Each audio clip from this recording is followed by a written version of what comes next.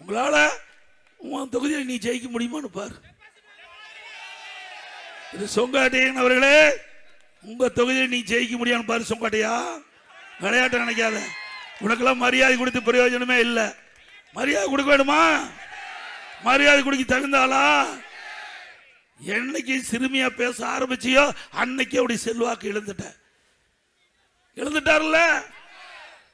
ஆக வேண்டுமென்றே திட்டமிட்டு நீ அரசியல் ரீதியா பேசுனா பதில் சொல்ல தயார். அதை விட்டுட்டு தனிப்பட்ட முறையில் பேசுனா நிறைய இருக்குதுங்க. டிவியில போட்டு விட்டுருவேன். கோபியில நடமாட முடியாது. இந்த வீதியில, கோபி வீதியில அத்தனை பேர் காரி துப்பிடுவாங்க. ஞாபகம் வச்சுக்க. விளையாட்டா நீ நினைச்சிடாத.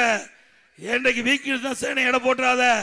நான் முதலமைச்சர் இருக்கும் போது யாரெல்லாம் என்னென்ன பண்ணீங்கன்னா எல்லாமே அப்பவே வச்சிருக்கிறேன். அதுக்கு மிந்தி நீ என்னென்னலாம் ஆட்டம் போட்டேன்னு அத்தனையும் எல்லாமே இருக்குது.